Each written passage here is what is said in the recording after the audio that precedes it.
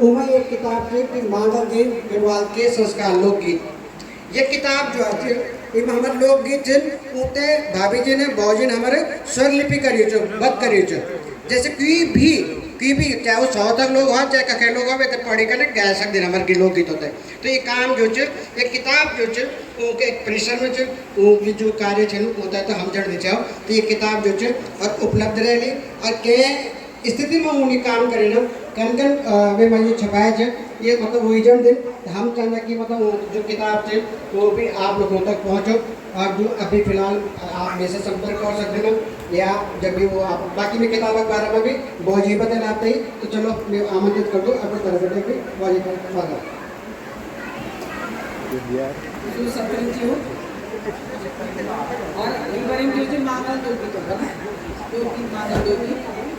संस्कार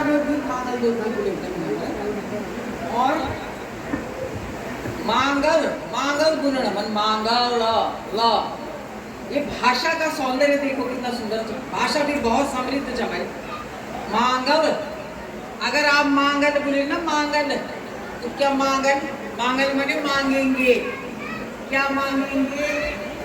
जब हम मांगल बोलता तो सब समझ जाते कि मंगल कामनाओं युक्त जो लोकगीत हैं वो कहलाते हैं मांगल है ना। वो हो लो धौली का किनारा धौली माने श्वेत रंग कौन माता गंगा।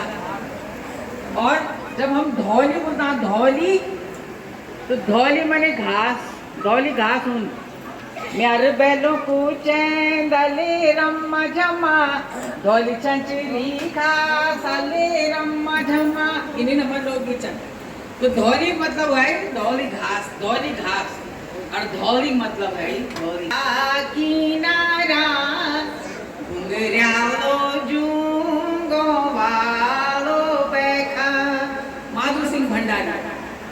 जब हम बोला कि खोलो धौली का किनारा ऊपर धौली मतलब घास पता नहीं को आते थे। जब हम धौली बोला तो बोला माधुर सिंह ये हमारे बहुत जरूरी है कि उच्चारण जन उर्दू में वो जिंदगी नहीं बोलते नहीं जिंदगी है ना वो माँ जो अल्फाज बोले जब भी उच्चारण दोष हो जाने वो एक अर्थ ही अनर्थ हो जाने तो नहीं हमारी भाषा में बीच या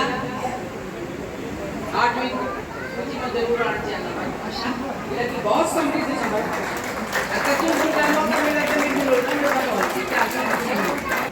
जब जल ही जल है पूरे विश्व में कुछ है नहीं है सारा जगह जो जल ही जल हुई है तो वही मैं सबसे पहले के भाई हमारे संगीत में बोले जान एक आहत नाद एक अनहद नाद। आहत नाद वे गुनगुन जो कैचीज पर आघात करे गंतव्य उत्पन्न हो आहत नाद बोले जाने और जो जमा कोई आघात नहीं होने गुण वही कर छावे उपयोग जो ऋषि मुनि छे। जल म्यो कारो जियो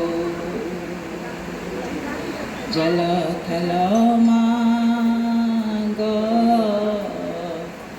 जल म्यो कारो जियो।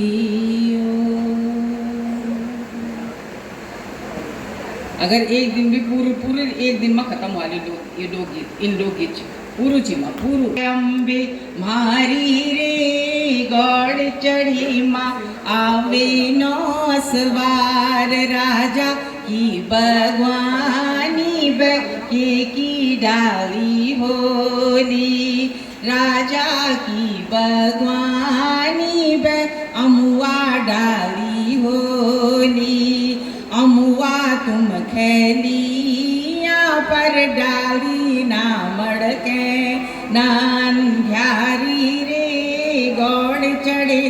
केवल भाषा फर्क है बाकी गायन एक ही तरह है नृत्य भी एक ही तरह होने में। और ये मैं क्या जो मैं बताना चाहिए कि आवे जिद माँ घर आवे, राजस्थानी आ जाओ, राजस्थानी है ना। खीर खांडला जिमण जिमाऊं, सोने की चोंच मढ़ाऊं कागा, जिद मारे पियू जी घर आवे, बैठ बैठ कागा, हरिया बीरी छ, बैठ कागा, हरिया बीरी छ, बोल कागा, चौदीस सगुना, बोल कागा, चौदीस सगुना, तुई द्युलु कागा, दूध भात पुडी, तुई द्युलु कागा, सोना की ठूंडड़ी। वही भाव चिन्ह, वही भाव जो राजस्थानी लोकगीत में है, केवल भाषा और धुन में फर्क है। और कितना सुंदर लोकगीत चले, सुबह में शाम तक बैठा रहे तो कोई बोल नहीं मालूम, कितना सुंदर लोकगीत चले। पाण्यावे गाई झम्मा को कोरा कोई मंगण्या, झम्मा को के देसा को राजा, झम्मा को कैलाश को राजा, झम्मा को एक हाथ डमरू, झम्मा को एक हाथ त्रिशूल, झम्मा को। कितना सुंदर लोकगीत। माता अब जनियाच, माता मैणावती स्यादेरी ठाड़ी रहेगी, को होलो बरमा मेरी धिया कोए जवाई, को होलो बरमा मेरी धिया कोए जवाई। अब ब्रह्मा जी जो माता पार्वती जब विवाह है तो ब्राह्मण को वो जो चाहूँ कर्तव्य वो निभा करो। गण दोनी छामी पछण दोनी छामी, कुहालो कुहालो धिया को दुलैया। तो ऐसे इन हमारे लोकगीत हैं, बिल्कुल वही जो भगवान माता पार्वती माता वो भी तो राजमहलों में रह सके, वो तो भगवान चाहे कभी नहीं रह सके, लेकिन मनुष्य जीवन था उन्होंने एक रास्ता दिखाया, खुद जिया खुद जीव पर उपदेश कुशल बहु तेरे निछाओ, खुद उन वे जीवन का यापन कार तब उन अग्नि बढ़ाया मनुष्य, तभी इन निराम मनुष्य सीख चुमा। इन बाबाजी के केला बाबाजी बेदी बाणेला, के केला बाबाजी बेदी बाणेला। अब वो बोली कि पिताजी तुम किस किस चीज की बेदी बनाओगे, है ना। तो सोना चांदी ना, सोना चांदी ना बेदी बाणोलो। और फिर हीरा मोती से बल उसको बल मैं सजाऊंगा बेदी को। बल तो स्तंभ किस चीज से घटोगे, बल सोने चांदी से घटूंगा। तब वो बोलती कि पिताजी तुम तो राजा महाराजा हो, सब कुछ कर सकते हो, पर जो आम इंसान है जिसके पास कुछ नहीं है अपनी बेटी की शादी करने के लिए, वो कैसे कर पाएगा अपनी बेटी की शादी, उसके पास तो कुछ भी नहीं है। तो वो बोलते हैं कि बताओ मेरी कन्या हमारी अकल की दाता, बताओ मेरी कन्या बेदी की विधि। ऐसे ऐसे बता बोलते हैं कि बता मेरी कन्या, तू ही अकल की दाता है, तू बता। तब वो बताती कि गारा माटाला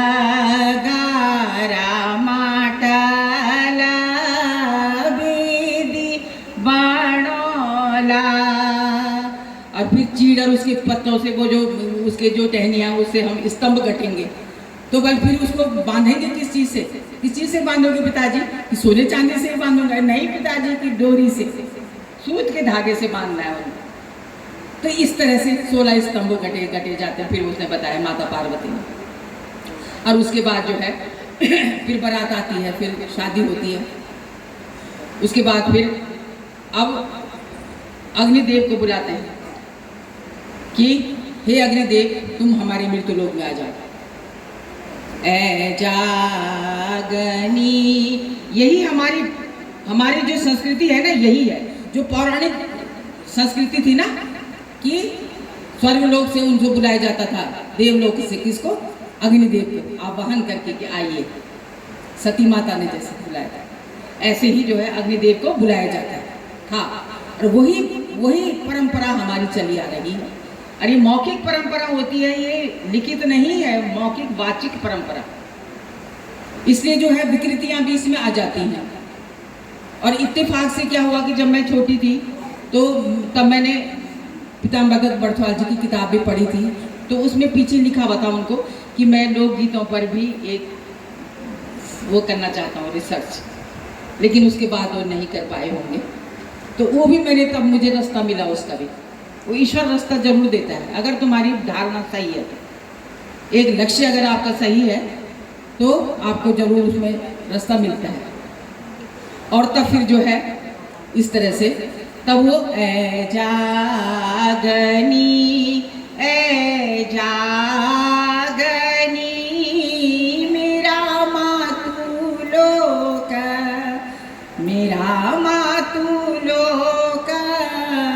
ये मंगल कार्य है। मेरे इस मित्र लोक में आ जाओ अग्निदेव। और फिर वो बोलते हैं कि नहीं, तुम्हारे यहाँ नहीं आऊँगा मैं, तुम्हारे यहाँ थूकते हैं। तुम्हारे यहाँ जो है छोटा भाई बड़े भाई को आंख दिखाता है, मैं नहीं आता तुम्हारे यहाँ। तुम्हारे यहाँ बड़ा गंदा बड़ो अत्याचार होता है, तुम्हारे यहाँ बहुत अच्छा चलन नहीं है। तब वो बोलते हैं कि हमको क्षमा करिए, राम सीता जोड़ी वहाँ पर वेदी में बैठी हुई है, आप आइए और साक्षी बनिए। तब वो बोलते हैं कि तेरे को हम अग्निदेव तुमको पूज करके हम बुला रहे हैं और आपको आवाहन करते हैं, आपको न्योता देते हैं। तो ऐसे ही न्योता जो है धूप घास से लेकर के सबको दिया जाता है। ये जो है जो ब्रह्मा जी पंडित जी हैं उनको सबसे पहले न्योता जाता है, फिर मंगलेरी नारियों को जाता है, फिर बाजगियों को जाता है जो वादन करते हैं। सबको नियम से, प्यार से और बहुत सम्मान सहित बुलाते हैं उनको। और तब इसी तरह से फिर अग्निदेव को बुलाया सम्मान सहित, और फिर उनको जो है कहा कि हम आपको घी की आहुति देंगे और फिर पूज करके वापस भेजेंगे, सब कुछ है। तो इस तरह से फिर जब कन्यादान वो गौदान की बारी आती है तो जावा म्यारा बाबा जी, ये माता पार्वती ही के ही भाव हैं इन लोकगीतों में। जावा म्यारा बाबा जी गगना गौ को जी ल्यावा, जावा म्यारा बाबा जी गौ को जी ल्यावा।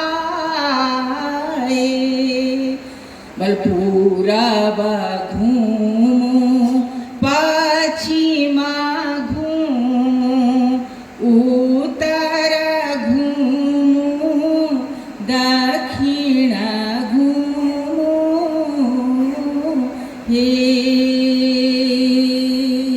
नीमिली कनिया कामधेनु गाई, कख होली कनिया कामधेनु गाई।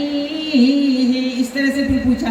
तब उन्होंने कहा कि जावा म्यारा बाबा जी गगनावती गौशाला, वखी होली बाबा जी कामधेनु गाय। इस तरह से फिर गाय माता को आवाहन किया, फिर गौदान हुआ कि गौ गाय माता ने भी ऐसे कहा कि तुम्हारे यहाँ झूठा खिलाएंगे मुझे, तुम्हारे यहाँ लात मारेंगे मुझे, तुम्हारे यहाँ तो अच्छा व्यवहार नहीं करते, ये है तो ये सब बताते। तब उनको भी ऐसे बोला जाता है कि आपको पूज करके हम बुला रहे हैं, नोत रहे हैं, आपको सम्मान सहित वापस करेंगे, माता हमारा कार्य पूरा कर दो। तब माता आई होगी यहाँ स्वर्ग लोक से, वहाँ ऋषियों के आश्रम से, गगनावती गौशाला से, कश्यप ऋषि के यहाँ से, जो भी है सब जगह से आई होगी तब गौ माता, और तब उनको इस तरह से गौदान करा होगा। और उसके बाद जो है फिर विदाई है ना। अब विदाई तो ये है कि जब विदाई वाला गाना गांडा पीछा बाबा जी काली चकुवेड़ी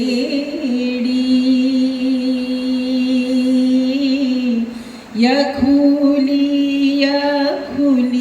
बाबा कनक की जोलू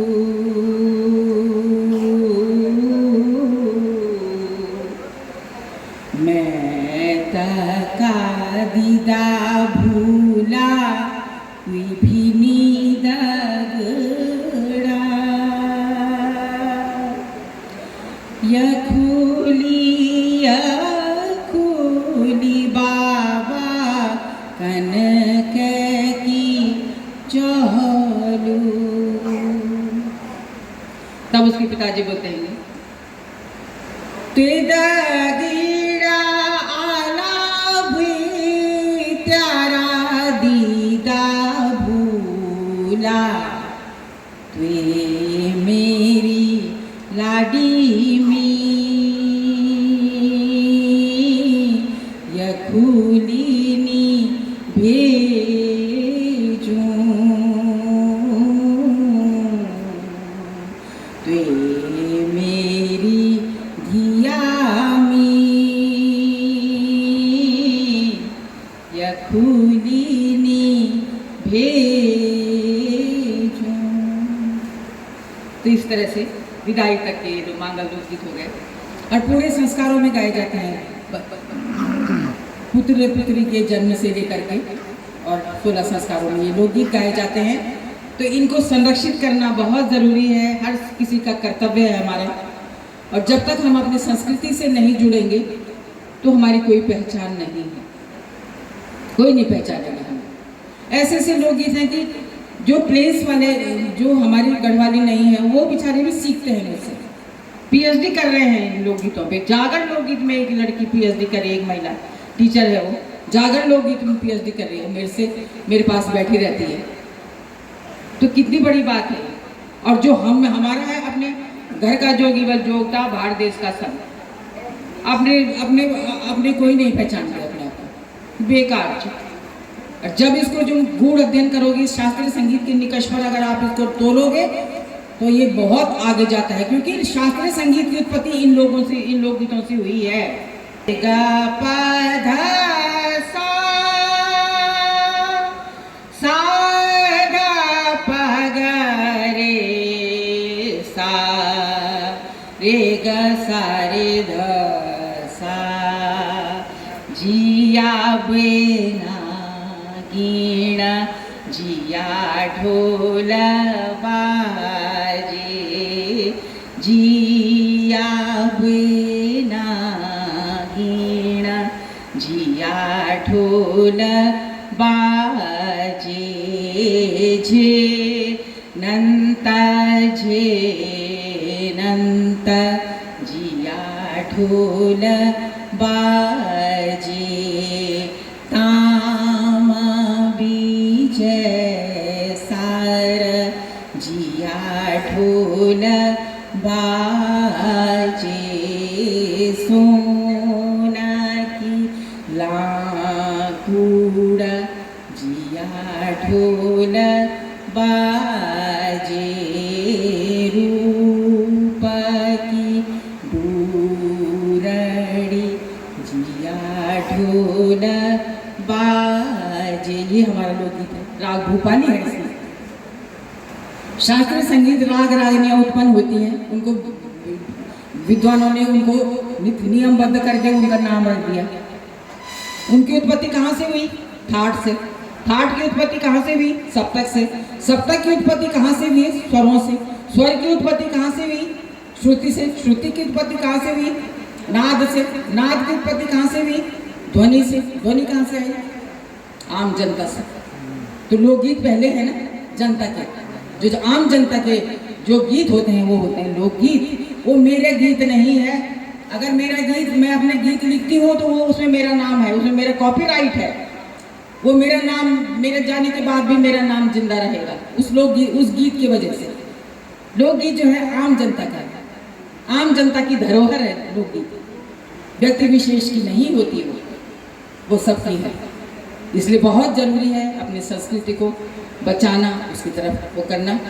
और यहाँ मुझे कभी अच्छा मौका मैं चाहूँगी कि तुम लोग सब लोग सीखो, और मैं हर जगह जाने को तैयार हूँ, पर समय लेना पड़ेगा। हर जगह सिखाने हजारों लोकगीत हैं, अथाह समुद्र है, जितनी भी जो एक साथ मिलके रहता है। वसुधैव कुटुंबकम, जैसा हमारा कुटुंब बना है। जब हम संग रह के चलेंगे तो हम डंका बजा सकते हैं। इसलिए बहुत ज़रूरी है संगीत से सीखो, एक साथ रहना कैसा होता है। गायन, वादन, नृत्य, तीनों कलाओं के समावेश को कहते हैं संगीत। मेरे पिताजी ने दी है मुझे ये, इसकी ये जो परिभाषा है मेरे पिताजी दे रखी मुझे। चंद्रमणि उनियाल मेरे पिताजी का नाम था, और संगीत संगीत बस। धन्यवाद सबका, बहुत बहुत धन्यवाद भाजी। आप शुरुआत तो मतलब एक पूरा दिन